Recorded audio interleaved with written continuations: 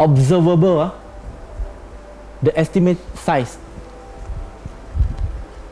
Rasa-rasanya selepas kita lihat semua ni, apa kebarangkalian tiada pencipta yang menciptakan semua ini? Adakah ataupun semua ini dia wujud dengan sendiri?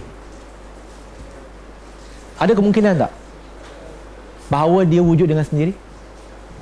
So dengan pertunjukan multimedia macam ni, dia akan menjadikan, saya boleh explain, but bila dia melihat, hey, ini bukan dibuat oleh orang Islam, dibuat oleh Barat to show you the size of the universe. Banyak ibrah, betul tak? Banyak pengajaran. Kita dapat lihat di mana kita sangat kecil. Sangat kecil. Tapi kita sangat berbangga. So a lot of things yang kita boleh learn daripada kita tunjuk video juga.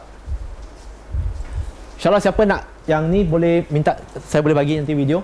Okay. So, kisah cerita. Pengajaran seterusnya. Kisah cerita. Macam mana? Kalau kita lihat Quran, dia banyak bagi tahu benda macam tu ke, ataupun dia ada bagi cerita, jalan cerita dia? Ada jalan cerita dia kan?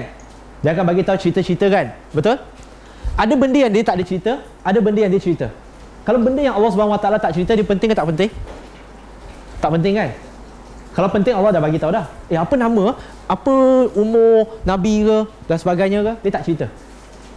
Apa Batra Nabi Nuh ada di mana? No, it's not important. Sebab tu Allah SWT dia tak ceritakan pun. Jadi apabila kalau kita nak buat satu analogi, kita kena selalu ada dengan, orang kata apa, cerita. Kita buat satu cerita supaya orang faham. Dengan cerita ni, dia akan dapat message. Macam cerita Nabi Nuh ataupun cerita Nabi Yusuf. Semua cerita Nabi ni kita faham tak? Kita dah pernah dengar kan? Tapi berapa banyak pengajaran yang kita dapat? Kosong. Kenapa kosong? Kenapa kosong? Sebab kita dengar tapi kita tak faham. Tak pernah kita analyse, betul tak?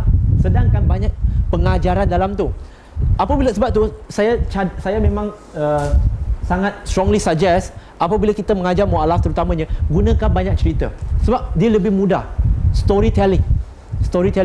Kisah sirah Nabi, kita dah tahu tak Nabi lahir apa, dan walaupun dalam yang kita ingat tu mungkin ada riwayat palsu, tapi at least kita dah ingat dah Nabi lahir bila, wafat dia macam mana dan sebagainya kan. Kenapa? Sebab dia cerita. Okay? So, penceritaan. Kisah Kabab Ibnu Arad. Macam mana kisah ni? Contoh Nabi dia terangkan kepada Kabab Ibnu Arad. Kenal tak siapa Kabab Ibnu Arad? Kabab Ibnu Arad ni adalah salah seorang sahabat, dan di ketika pemerintahan Umar bin Khattab radhiyallahu anhu, dia pernah pergi kepada Amirul Mukminin Umar bin Khattab. Dia kata, dan dia buka belakang badan dia. Apabila dia buka, dia tunjuk je, Umar bin Khattab radhiyallahu anhu berkata, Astaghfirullahalazim. Apa ni? Dia tak pernah melihat kecederaan seteruk itu. Kecederaan apa? Kan yang dia panggil ladam kuda. Betul ke? Ladam kuda. Diorang dah panaskan. Biasa dia akan cecah dalam air, betul? Orang Quraisy ketika itu nak mendera mereka, ladam kuda tu dipanaskan, dia cecah dekat belakang badan dia. Itu penderitaan para sahabat. So, bila Kabab Ibn Arad ni, dia pergi pada Nabi, dia kata, Ya Rasulullah, kami didera, kami diseksa oleh orang Quraisy di Mekah dulu. Maka Nabi berkata, Nabi tak jawab dia, oh tenang, tak apa, ini ujian. Ini ujian. Tapi Nabi tak terus cakap ujian. Nabi bagi dia cerita. Tahukah kalian bahawa umat-umat terdahulu, mereka ditanam hidup-hidup dengan hanya kepala di atas, lalu kepala mereka digergaji, lalu daging-daging mereka disiat dan dipotong-potong, dan ini adalah kerana mereka beriman kepada Allah Subhanahu Wa Taala, dan akhirnya kejayaan milik mereka. Rasanya kalau kamu adalah Kabab bin Arad radhiyallahu anhu, kamu dapat tak pengajaran dia? Kamu dapat kan? Maksudnya ini bukan untuk awak saja. Orang-orang terdahulu yang percaya kepada Allah Subhanahu Wa Taala, yang beriman, dia pasti akan melalui ujian. Itu yang dia nak sampaikan. Kita pun dapat kan? Itu maksud dia. So kadang-kadang tak semestinya direct menjawab dia, tapi bagi penceritaan supaya dia faham maksud, dia akan rasa melegakan hati dia, memuaskan hati dia. Jangan kita cakap, jangan tanya, macam engkau seorang je kena, aku pun kena juga. Kadang-kadang like that kan. Okay, logika dan soal jawab. Okay, logical. Macam mana logik? Ingat tak salah seorang sahabat dia datang tanya kepada Nabi, "Ya Rasulullah, izinkan aku berzina." Kalau orang datang kepada kita, apa kita cakap hari ni? Rasa-rasanya? Ha? Haram. Kena kuat sikit. Kalau start ulama ke, dia kena kuat sikit. Haram.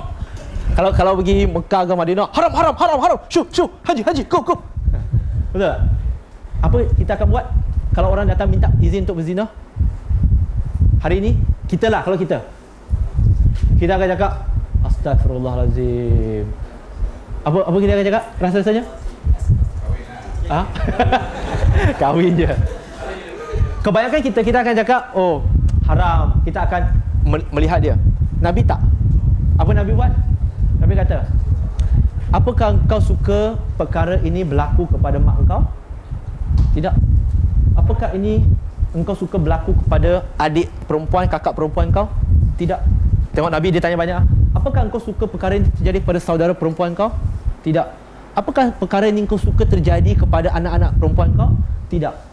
Apakah perkara ini engkau suka? Dia bagi banyak contoh. Dan lepas tu sahabat tu kata, maka kenapa engkau berfikir nak berzina? Maka sahabat dapat pengajaran, dan dalam hadis tu berakhir dengan semenjak itu sahabat tersebut tak pernah ungkap dan dia tak pernah berzina. Logical. Kena bagi penerangan supaya dia faham. Kalau benda ni kau tak suka terjadi dekat mak bapak engkau, kenapa engkau rasa kau nak buat? Ini juga untuk kita. Kalau kita tak suka ditengking orang, kenapa kita nak menengking orang? Logical? Make sense? You start to understand. Okay? Dan nazar, ibu yang nak haji ni. Siapa yang ingat hadis ni? Semua orang baca hadis kan? Okay, hadis ni seorang perempuan, mak dia baru meninggal. Dia tanya Nabi, "Ya Rasulullah, perlukah aku menunaikan nazar ibu aku yang ingin menunaikan haji?" Maka Nabi dia bertanya, dia kata, "Jikalau ibu engkau berhutang kepada orang, apakah engkau akan menolongnya melangsaikannya?" Dia kata, "Tanya. Jikalau begitu, maka hutang kepada Allah lebih layak dilangsaikan dahulu." Analogical, ada soal jawab. Nampak tak Nabi dia soal jawab, "Are you okay? So, kalau awak ada hutang, awak akan bayar tak?" Bayar. "So, apa pula hutang awak dengan Allah? Bayar tak?" Dia bayar. Same thing. Dakwah. Macam tadi lah saya guna tentang video tu. Kalau saya kata orang atheist, what do you think is the chances that there's no creator, that everything is happen by chance? What do you think? Kita tak bagi jawapan. What do you think? No way. Ya. Kadang-kadang kita boleh guna perumpamaan, macam saya deal dengan atheist, saya akan cakap dengan dia very simple thing. I say, "Brother, there is a sweet on this table, and we just came into this room.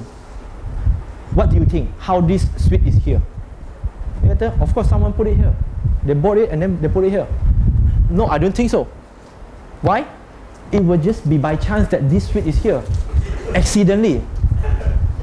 Saya sedang berdakwah kepada dia, tapi saya sedang soal jawab. "No, I don't think so. Someone put it here because it's by chance. That suddenly the sugar, everything mixed up, and then with the plastic, and then suddenly it just wow with all the branding." No way, man. It doesn't make sense. Thank you. You have the answer. So then why don't you believe there is a creator?